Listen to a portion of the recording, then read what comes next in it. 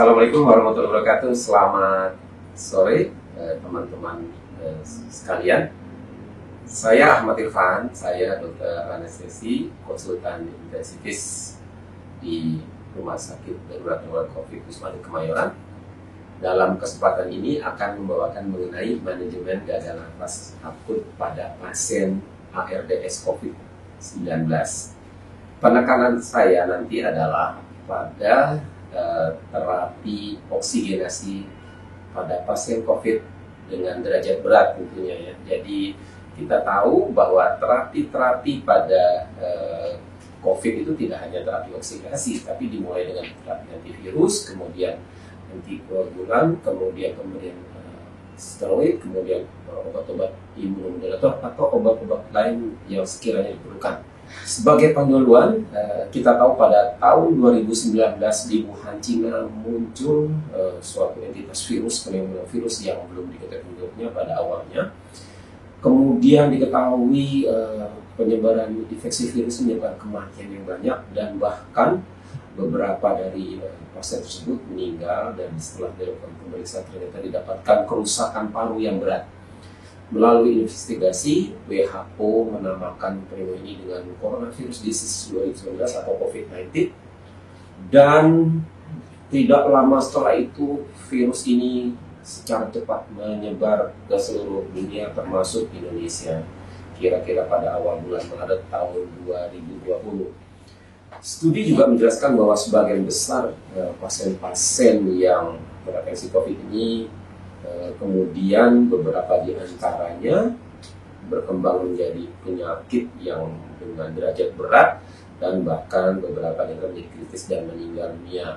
Beberapa di antara pasien itu malah mengalami disfungsi organ seperti gangguan paru yang berat atau ARDS ya, acute respiratory syndrome, kemudian gangguan pada hepar, kemudian gangguan pada ginjal atau disebut kidney injury, dan juga terjadi suatu gangguan pada jantung, dan yang lebih berat lagi adalah timbul kondisi pada pasien-pasien dengan komorbid, misalnya hipertensi, diabetes, kemudian pasien-pasien geriatri atau pasien dengan hipertensi, obes, maka penyakit ini akan bermanifestasi menjadi lebih berat.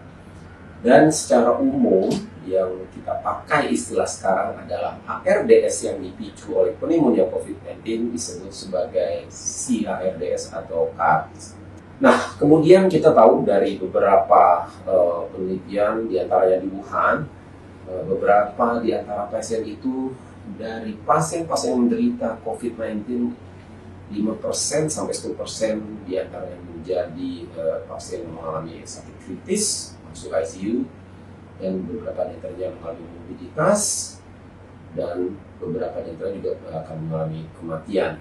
Sebenarnya kalau secara jumlah pasien yang mengalami atau mengalami suatu kondisi sakit kritis itu tidak banyak, tetapi sampai saat ini tentu kita lihat di berbagai belahan dunia angka itu akan bervariasi. Mungkin di negara maju angka itu cukup kecil karena modalitas terapi yang dimiliki, tapi untuk negara menengah atau yang baru berkembang atau bahkan negara miskin mungkin angka itu lebih tinggi, misalnya karena ketidaksediaannya ICU atau obat-obatan atau terapi atau modalitas yang memang diperlukan. Secara singkat saya akan terangkan sedikit mengenai patogenesis ARDS pada COVID ini. Jadi kita tahu adalah ARDS bentuk cedera jaringan paru sebagai respon inflamasi terhadap berbagai faktor penyebab, entah itu trauma, infeksi, ya, atau suatu tumor yang berkembang menjadi entitas baru yang ditandai dengan inflamasi, kemudian adanya peningkatan permeabilitas vaskuler dan penurunan aerasi jaringan paru.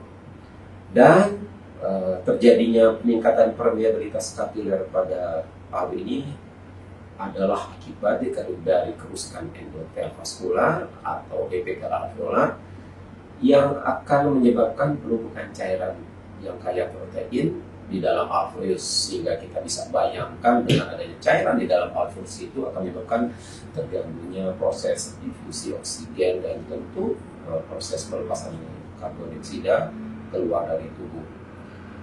Dengan demikian proses ini tentunya juga akan menyebabkan suatu pelepasan dari agen-agen sitokain proinflamasi yang sebenarnya tujuannya awalnya adalah untuk melawan proses infeksi, tetapi uniknya pada COVID-19 ini adalah proses inflamasi ini yang tadinya dimaksudkan untuk melawan proses infeksi dari virus malah berkembang sehingga mendestruksi organ-organ tubuh pada pasien itu sendiri. Dengan demikian suatu proses infeksi yang dimulai dari jaring pernapasan dalam ini paru bisa berkembang jika kita tidak menanggulangi dari awal menjadi suatu sindroma, misalnya gangguan pada otak, gangguan pada jantung, gangguan pada liver, gangguan pada ginjal, bahkan mungkin yang menjadi lebih berat dan menyebabkan kondisi RS menjadi lebih hebat, timbulnya hipoksia menjadi lebih buruk adalah gangguan koagulasi bisa menimbulkan trombokuli pada pembuluh darah paru. Nah, sedikit mengenai definisi RDS berdasarkan definisi Berlin. Ya, kita tahu bahwa berdasarkan definisi Berlin, onset dari RDS ini harus kurang dari 1 minggu dari pencetus klinis yang diketahui, atau gejala pernapasan yang timbul itu baru, dan perburukan gejala juga timbulnya itu juga bersama dengan timbulnya sindroma. Dan kalau kita lihat gangguan oksigenasi itu bisa dibagi dalam 3 kriteria. Yang pertama adalah gangguan oksigenasi helium, di mana perbandingan antara oksigen dan fraksi oksigen itu antara 200 ml air raksa sampai 300 ml air raksa. Sementara jika disebut gangguan oksigenasi sedang adalah PF rasionya antara 100 sampai 200 ml air raksa. Sementara yang disebut dengan RDS berat adalah jika tekanan oksigen di dalam darah dibandingkan dengan fraksi oksigen di dalam darah kurang dari 100 ml air raksa.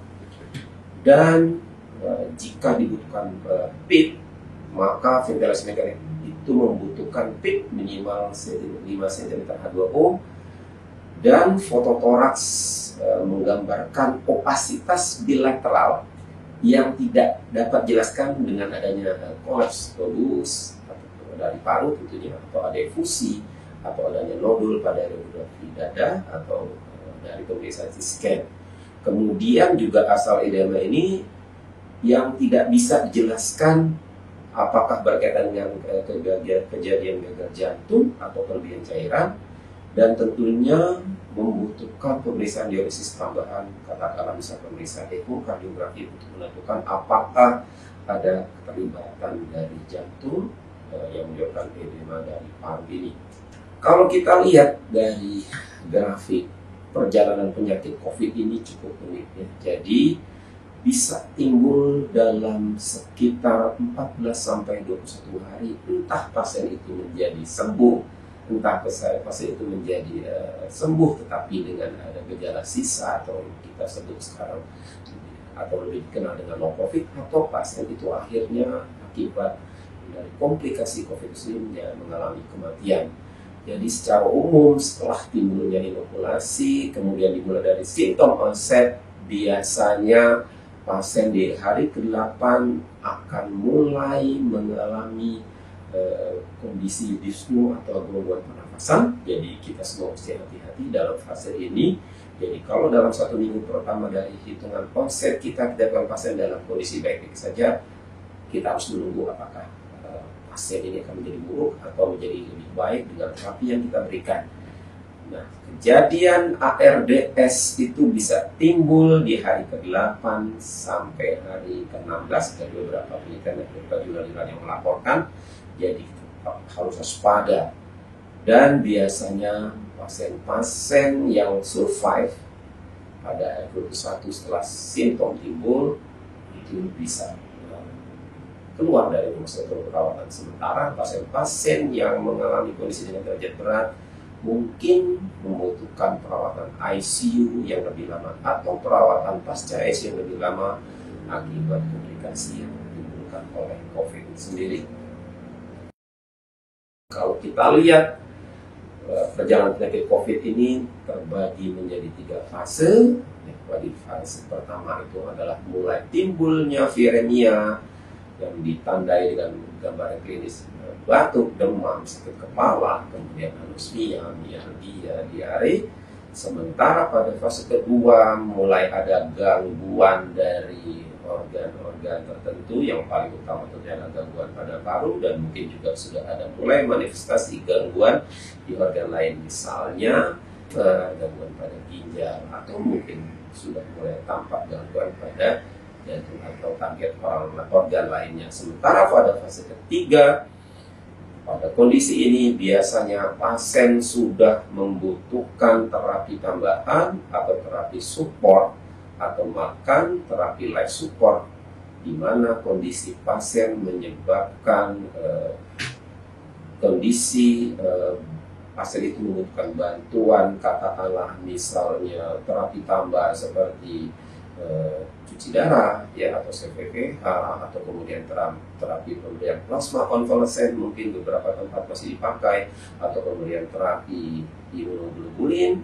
atau terapi sel punca, pada beberapa center sudah melakukan itu, atau terapi tambahan lain seperti misalnya terapi plasma exchange atau CVPH yang mungkin membutuhkan biaya, dan tapi sampai saat ini beberapa terapi tambahan itu memang belum definitif atau belum bisa dikatakan menghasilkan suatu pencapaian terapi yang memuaskan.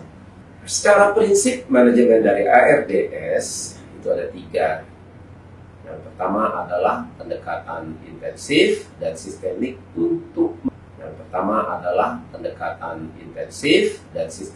untuk mendiagnosa dan melakukan terapi penyebab dari cedera paru. Yang kedua adalah terapi kita mencegahnya, misalnya pasien katakanlah membutuhkan terapi oksigenasi, tapi di sisi lain setting ventilator yang kita lakukan jika tidak tepat atau tidak mengikuti kaidah yang ada atau tidak mengikuti standar operating prosedur yang ada, itu akan menyebabkan cedera pada paru sehingga akan timbul secondary injury, akan berberat perjalanan penyakit. Sementara yang ketiga adalah prinsip dari manajemen ARDS ini adalah memberikan atau menghindari komplikasi dan memberikan perawatan suportif lain. Misalnya pada pasien-pasien dengan cedera ginjal akibat COVID, mungkin kita membutuhkan terapi tambahan dialisis atau terapi tambahan antibodi monoklonal atau hal-hal yang diperkirakan atau diharapkan bisa membantu kondisi pasien menjadi lebih baik. Secara umum, tentu dalam menghadapi suatu kondisi penyakit atau suatu sindroma yang kita belum tahu sebelumnya, tentu kita membutuhkan diagnosis yang harus ditegakkan dengan pemeriksaan darah. Tentunya pada COVID ini spesifik, termasuk diantaranya pemeriksaan fungsi liver, fungsi ginjal, kemudian hematologi, kemudian CRP, kemudian rasio neutrofil limfosit, ya. Kemudian kita juga tentu membutuhkan pemeriksaan tambahan, pencitraan seperti radiologi, fototoraks, ya, atau CT scan. Kemudian pemeriksaan tambahan lain seperti yang spesifik untuk COVID ada pemeriksaan antigen, kemudian PCR dari SARS-CoV-19. Mungkin juga dalam kondisi tertentu kita sudah membutuhkan terapi penunjang lain, pemeriksaan penunjang lain yang diperlukan, misalnya panel sitokain, ferritin, atau prokalsitonin. Berikutnya, secara umum manajemen awal dari terapi COVID derajat berat, kita melakukan pemberian obat-obat seperti antivirus, ya, itu sudah menjadi suatu terapi baku. Kemudian pembinaan anti-inflamasi, kemudian antikoagulan.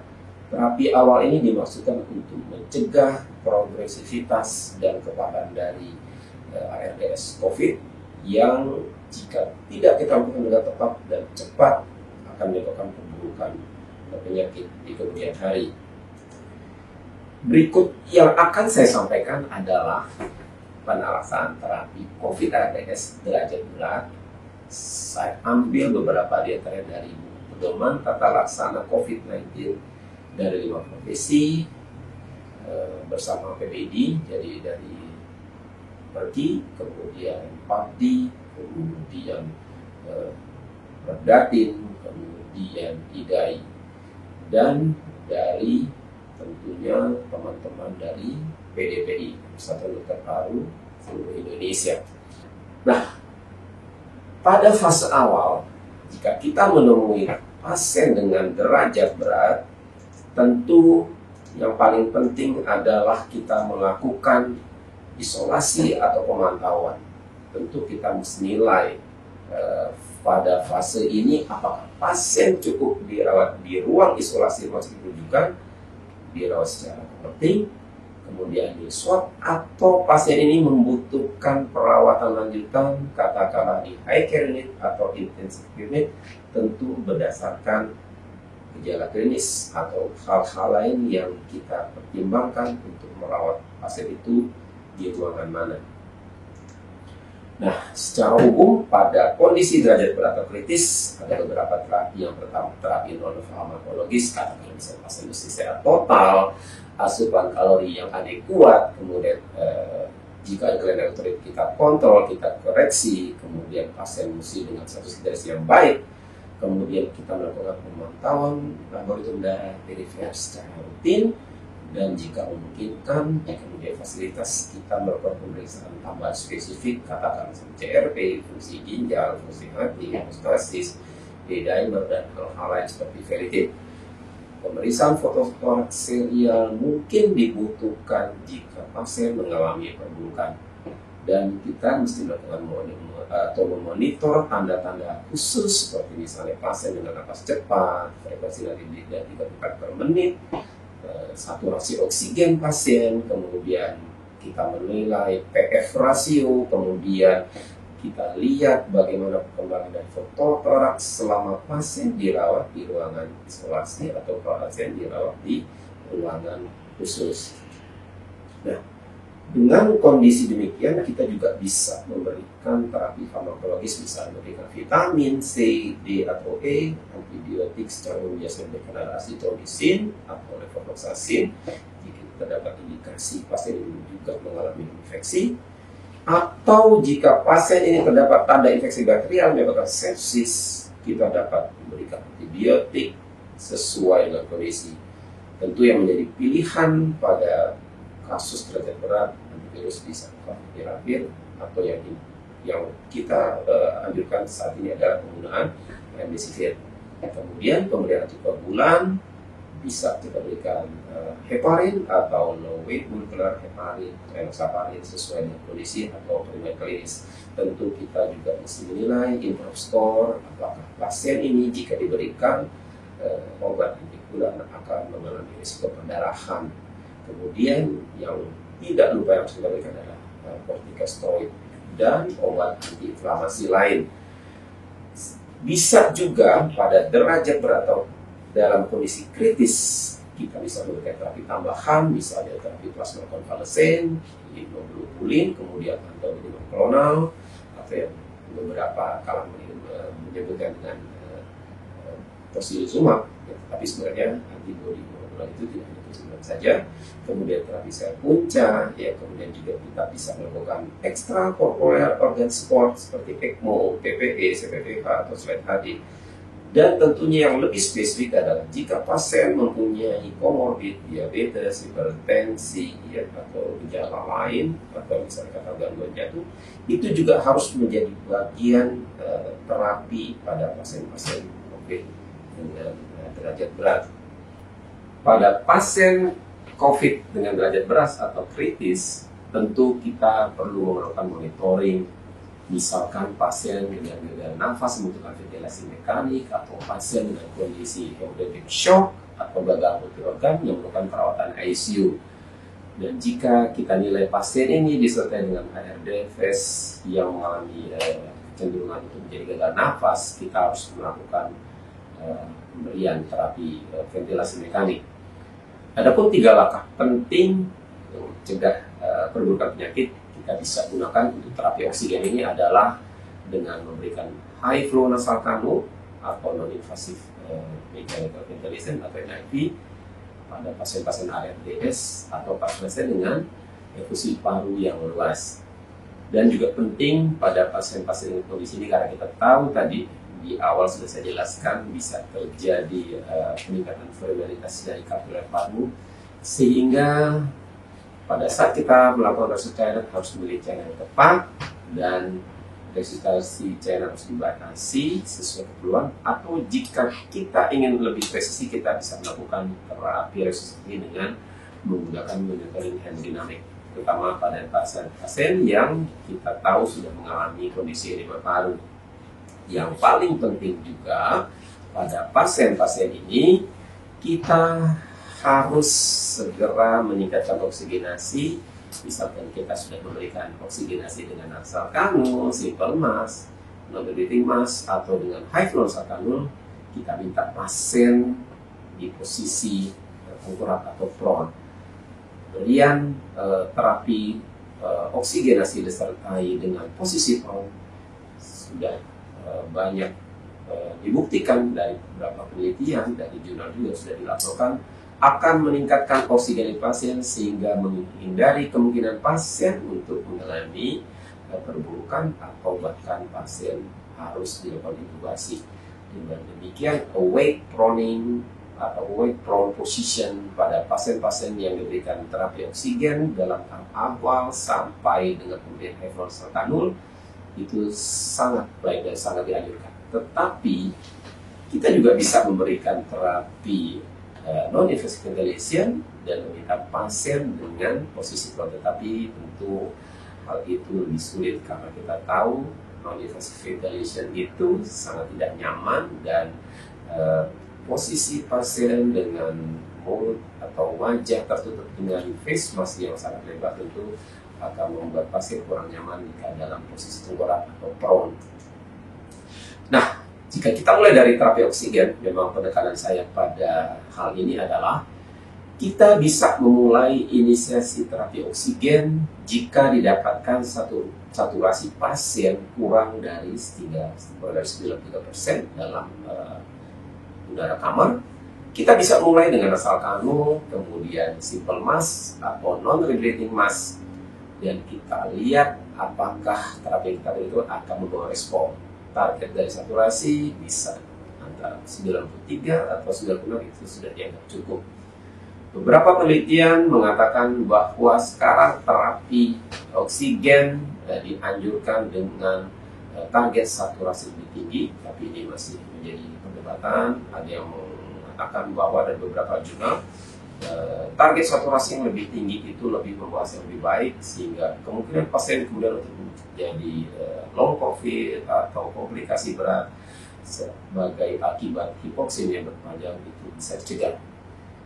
Dengan demikian, jika dalam terapi awal ini misalnya kita berikan nasal kanul atau simple mask atau rebreathing mask dalam 1 jam pasien ini kita lihat tidak membawa hasil, katakanlah saturasi tidak berubah atau work of breathing pasien juga masih tinggi, kita bisa mencoba atau menggunakan high flow nasal. Yang kita tahu high flow nasal kanul ini adalah suatu terapi oksigen terbaru yang mampu atau membantu pasien dalam mengurangi work of breathing sehingga pasien lebih nyaman, kemudian konsentrasi oksigen yang didapatkan lebih baik, lebih terjamin, juga adanya fitur penghangatan, pelembapan sehingga pasien menjadi lebih nyaman dengan flow tinggi yang diberikan oleh high flow nasal kanul ini. Jika dengan kondisi high flow nasal kanul itu tidak membaik, ya kita bisa lihat dari beberapa tanda, misalnya saturasi, kemudian laju nafas, apakah ada perubahan pola nafas, atau katakan misalkan dalam kondisi yang lebih berat terjadinya gangguan sirkulasi, gangguan penurunan kesadaran, kita harus lanjutkan terapi oksigen kita secara agresif ke non-invasive ventilation, atau malah kita bisa lanjut saja ke terapi invasif, karena jika kita nilai terapi non-invasive ventilation ini memang kurang membawa hasil, sebaiknya kita tidak menunda untuk melakukan terapi oksigenasi yang invasif. Beberapa penelitian jurnal mengatakan bahwa kombinasi awake prone position tambahkan dengan terapi oksigen, katakanlah misalnya terapi oksigen yang konvensional seperti nasalkanul, kemudian simple mask atau non-repeating mask itu akan membahas lebih baik juga jika dikombinasikan dengan terapi high flow nasalkanul. Yang cukup menarik dari beberapa pasien yang kami rawat dan juga dari beberapa jurnal, pada pasien-pasien COVID di fase awal, beberapa pasien ternyata kita periksa analisa gas darah itu akan mengalami kondisi alkalosis respiratory. Dan dari beberapa penelitian dan dari slide ini saya ambil satu contoh dari penelitian di Cina yang dilakukan oleh Wu Shengfang dan Wang Buyi dan teman-teman. Mereka lakukan penelitian pada pasien COVID yang terdapat kondisi alkalosis respiratory. Mereka menemukan bahwa sebagian besar pasien-pasien yang menderita COVID dengan pemeriksaan analisa gas darah menunjukkan alkalosis respiratory itu besar kemungkinan untuk menjadi lebih buruk. Dengan demikian kita harus berhati-hati dengan kondisi alkalosis respiratory pada fase awal pasien COVID.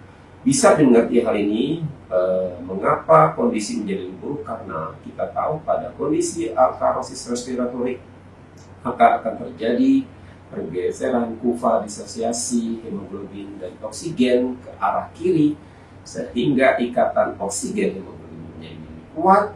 Walaupun terbaca saturasi perifer itu baik, tapi sebenarnya pada saat oksigen itu mencapai jaringan perifer, ternyata karena ikatan oksigen hemoglobin semakin kuat, maka oksigen itu tidak bisa dilepaskan dengan mudah, atau dengan kata lain, jaringan di perifer, sel-sel tidak bisa memanfaatkan oksigen yang dibawa oleh hemoglobin, sehingga akan terjadi kerusakan jaringan.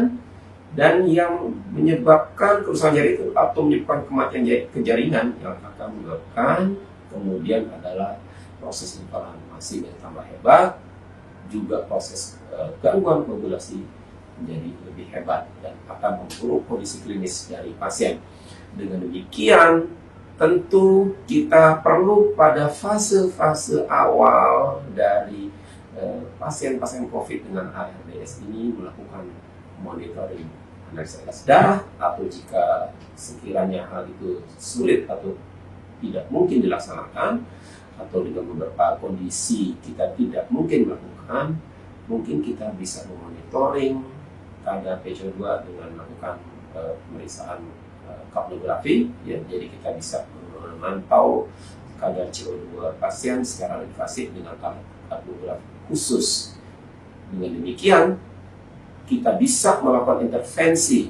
Saya berikan contoh, misalnya kita dapatkan pasien datang ke IGD dengan nasal kanung, kemudian tidak terdapat perbaikan dari saturasi, kemudian kita ganti ke simple mask, juga tidak terdapat perbaikan saturasi, kemudian kita lakukan terapi oksigen non-repeating mask, juga tidak terdapat perbaikan saturasi, kemudian kita periksa analisis darah, pasien ini juga mengalami suatu kondisi alkalosis respiratory, atau bahkan jika kita lihat pasien ini memang mengalami perbaikan saturasi, tetapi work of breathing dari pasien tetap tinggi, yang ditandai oleh napas cepat dan dalam, kemudian dari pemeriksaan analisa gas darah kita dapatkan alkalosis respiratory. Artinya kita membutuhkan suatu metode terapi oksigen yang lebih advance yang membantu pasien untuk menurunkan work of breathing. Di antaranya pilihannya adalah bisa dengan high flow nasal kanul atau dengan non-invasive ventilation.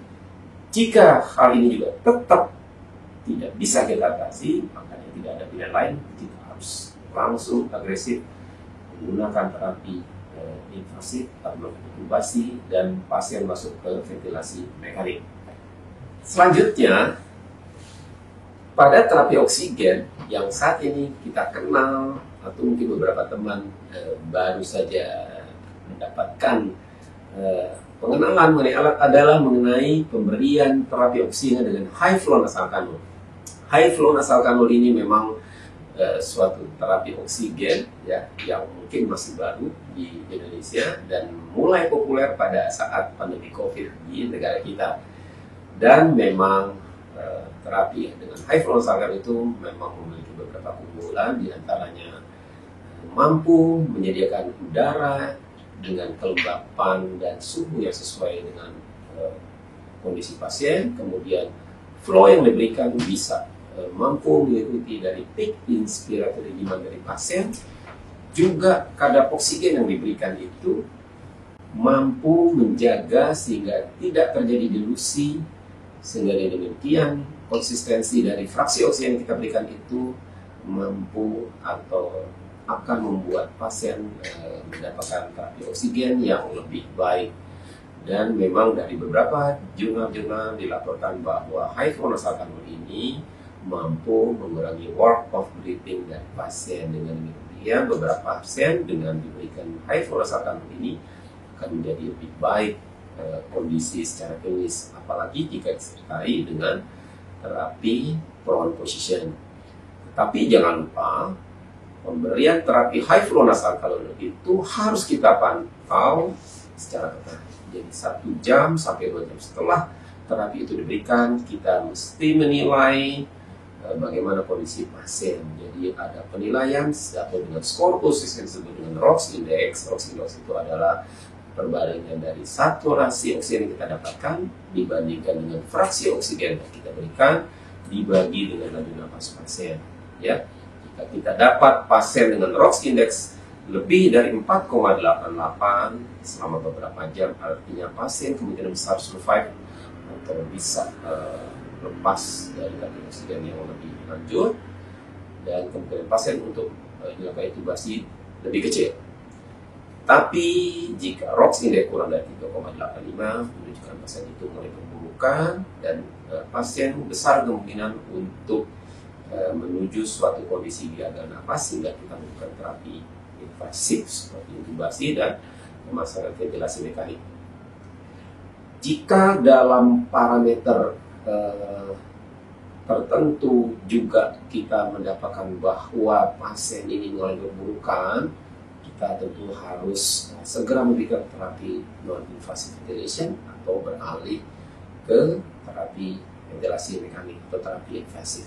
Ada beberapa hal yang teman-teman mesti pantau selain dari ROX Index, misalnya laju nafas, kemudian saturasi oksigen secara terus-menerus, kemudian pola nafas, misalnya torako-abdominal asinkroni, kemudian apakah ada penurunan kesadaran, apakah ada gangguan hemodinamik atau pasien terjadi misalnya katakan aritmia, itu menunjukkan mungkin pasien tidak bisa dengan terapi high flow nasal kanul. Mungkin kita harus ubah terapi yang lebih tinggi atau memang kita langsung menuju ke terapi invasif. Nah, setelah high flow nasal kanul, terapi berikut yang bisa kita berikan adalah dengan non-invasive ventilation. Memang beberapa pustakaan atau jurnal mengatakan bahwa terapi non-invasive ventilation ini adalah sebagai bridging atau terapi transisi dari conventional terapi menuju terapi invasif. Memang non-invasive ventilation ini juga dengan modalitas yang ada untuk beberapa pasien menjadi tidak nyaman, karena kita tahu pasien-pasien non-invasive ventilation itu pasien wajahnya atau paling tidak mulut dan hidungnya itu ditutup oleh face mask yang ketat, sehingga dengan demikian pasien mungkin akan mengalami kesedihan untuk makan, minum, melakukan komunikasi atau berbicara, batuk, keluhan dahak, sehingga untuk beberapa pasien tertentu mungkin kondisi ini tidak nyaman dan menyebabkan terapi non-invasive ventilation yang diberikan jadi gagal, sehingga terus melanjutkan ke terapi invasif lainnya.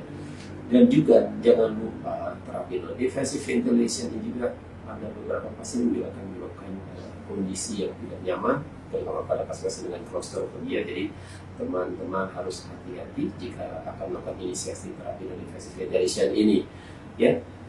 Dan kita bisa setting terapi non-invasive ventilation ini dengan mode pipette atau ditambahkan dengan resource ventilation, atau cukup dengan CPAP saja, tentu dengan melihat respon oksigenasi yang ada. Dan tentunya juga kita harus melakukan penilaian dalam 1-2 jam pertama, apakah pasien ini akan mengalami perbaikan secara klinis atau memang pasien mengalami perburukan atau kondisi pasien tidak berubah. Jika dengan demikian kita tidak punya pilihan, jika dalam kondisi tertentu pasien mengalami perburukan atau pasien itu tidak terdapat perubahan dari saturasi oksigen atau kondisi klinis lainnya, kita harus beralih ke kondisi invasive ventilation dan intubasi tentunya. Atau jika pada kondisi tertentu, katakanlah pasien dengan gagal multi organ, ya kasus ARDS disertai dengan komorbid yang berat, mungkin pemberian terapi invasive ventilation ini kita hindari, langsung saja ke terapi invasif. Nah, ada beberapa tanda-tanda kegagalan terapi oksigen yang mesti teman-teman kenali, baik itu di conventional oksigen terapi, katakan seperti nasal kanul, simple mask atau non-breathing mask, atau bahkan jika kita melakukan terapi dengan high flow kanul atau non-invasive ventilation, kita harus mengenali tanda-tanda sebagai berikut. 1. Laju nafas yang tidak berubah atau tetap meningkat, kemudian laju nadi yang meningkat, kemudian saturasi yang tidak membaik atau malah menjadi turun, kemudian pola nafas yang tidak sinkron, misalnya pola nafas torako-abdominal yang tidak sinkron, kemudian pasien mengalami penurunan kesadaran atau terjadi gangguan hidromik, misalnya gangguan aritmia, tekanan darah menjadi turun. Itu artinya mungkin kita menemui kondisi terapi oksigen yang tidak berhasil, sehingga kita harus pikirkan terapi oksigen ini beralih ke terapi yang invasif. Dengan demikian, dengan mengenali tanda-tanda dari kegagalan terapi oksigen ini, kita bisa memutuskan secara cepat apa pilihan berikutnya dari terapi oksigen yang akan kita berikan. Nah, jika kita sudah masuk ke dalam terapi ventilasi mekanik, jangan lupa mengikuti kaidah-kaidah. Pertama adalah men-setting target volume tidal yang rendah antara 4-6 cc per kilo berat badan dengan menjaga blood to pressure di maksimal di 31 cm/2O. Jika dalam fase awal setelah intubasi dan pemakaian ventilator mekanik, kita bisa memberikan terapi prone position, jadi pasien dilakukan dengan posisi tengkurap, tetapi tentu kita mesti hati-hati dengan beberapa hal. 1. Menjaga jalan nafas, kemudian memastikan tidak ada kontraindikasi dari terapi prone position pada pasien-pasien terintubasi, kemudian memastikan juga bahwa pasien dalam kondisi tersedasi dalam, kemudian juga tidak ada gangguan hemodinamik, kemudian juga dijaga semua alat-alat yang masuk dalam tubuh pasien ini tidak terlepas akibat posisi prone position. Dengan demikian, banyak hal yang harus kita persiapkan jika melakukan prone position pada pasien-pasien dengan terapi ventilasi mekanik. Dan pada pasien-pasien dengan terapi ventilasi mekanik ini, jangan lupa juga untuk menetapkan strategi terapi cairan yang konservatif. Ya, karena kita tahu tadi pada pasien-pasien ARDS terjadi perubahan permeabilitas kapiler sehingga pemberian cairan berlebihan akan menyebabkan pasien mudah mengalami edema. Ya. Ada beberapa jurnal-jurnal atau laporan dari beberapa studi yang mengatakan bahwa penggunaan metode airway pressure release ventilation dapat dipertimbangkan pada pasien-pasien ARDS COVID yang berat, di mana dikatakan bahwa APRV ini mampu menggantikan prone position pada pasien-pasien yang setelah dilakukan terapi ventilasi tetapi oksigenasinya itu tidak membaik. Yang menjadi perdebatan adalah kapan kita melakukan tindakan intubasi, di awalkah atau di akhirkah, atau kita menunggu sampai pasien benar-benar mengalami gagal nafas. Dan itu sampai saat ini memang menjadi perdebatan yang tidak ada akhirnya. Tapi yang paling penting, indikasi tindakan intubasi dan ventilasi pada pasien ARDS COVID adalah 1. Jika hipoksimia pada pasien dengan komorbid kardiovaskuler yang menyebabkan gangguan hemodinamik atau dengan disfungsi organ penting lain, yang jika kita biarkan pasien dalam kondisi hipoksemia, maka kondisi itu akan lebih memburuk. Yang pertama. Yang kedua, jika kita memberikan pasien atau kita menemukan pasien dengan hipoksemia, dengan bukti adanya hipoksia jaringan, yang setelah kita lakukan terapi oksigen yang maksimal, tetapi kondisi hipoksemia itu tidak terkoreksi. Yang terakhir, yang menjadi pedoman teman-teman untuk melakukan intubasi adalah jika kita sudah melakukan atau memberikan terapi oksigen yang maksimal, tetapi ternyata walk of breathing dari pasien tetap meningkat.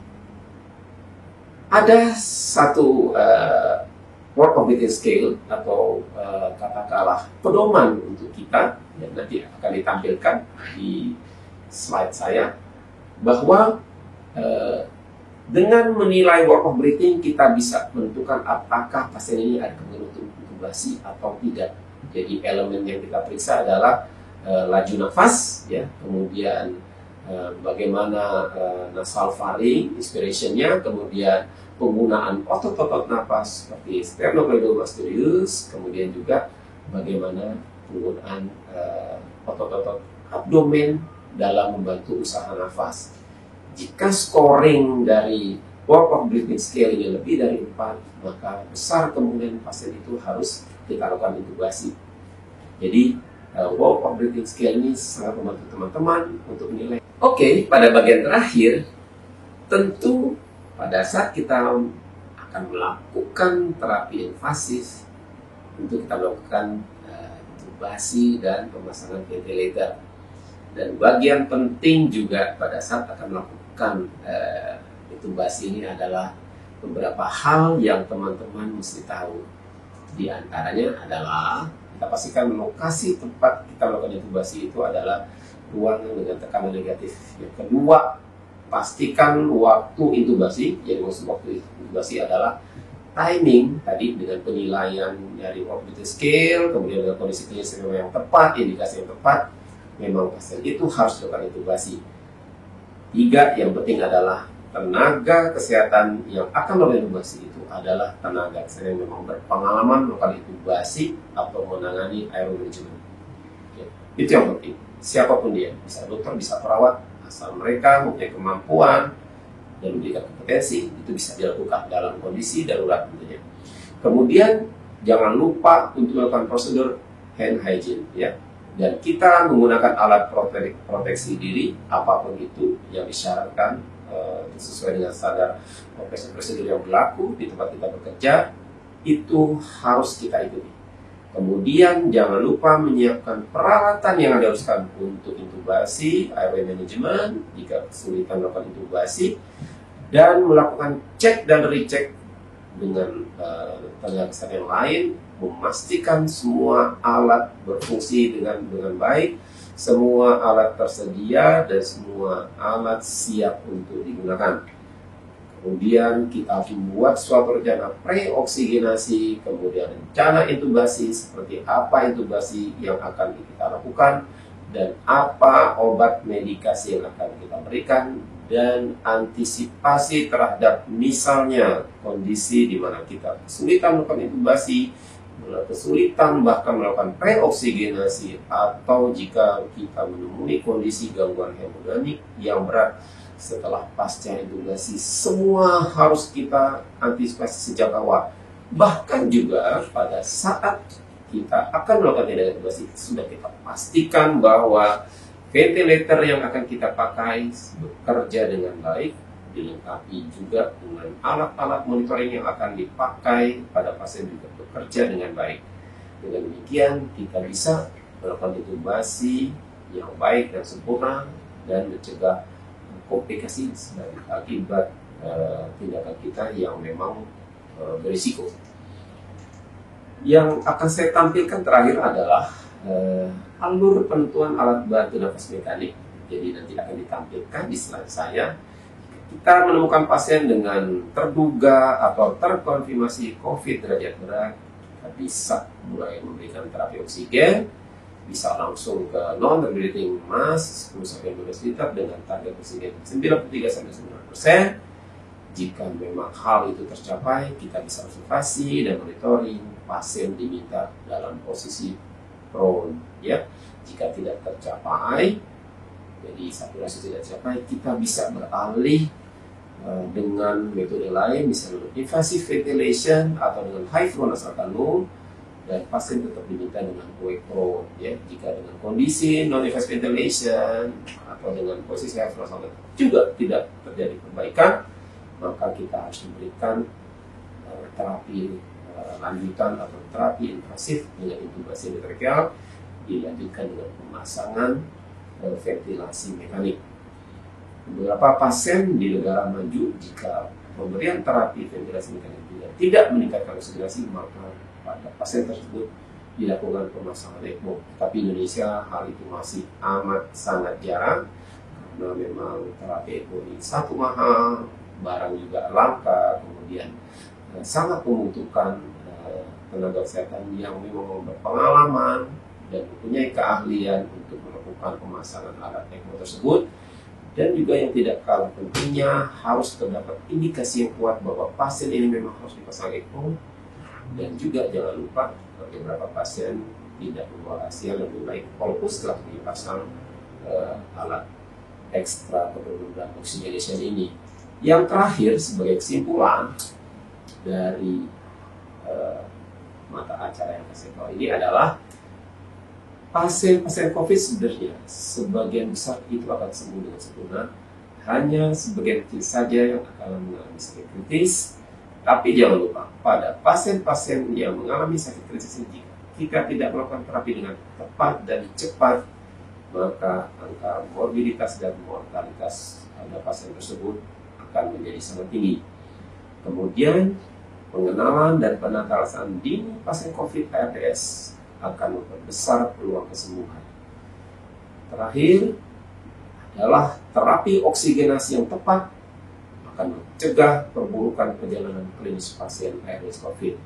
Tentu semua itu memerlukan kerjasama multidisiplin atau profesi, sehingga semua dokter, entah itu dokter spesialis paru, dokter spesialis penyakit dalam, dokter jantung, dokter anestesi atau konsultan intensivis, itu memerlukan kerjasama sehingga goal kita atau target kita adalah pasien mendapatkan terapi yang optimal dalam koridor yang sesuai dan pasien terhindarkan dari morbiditas atau bahkan mortalitas.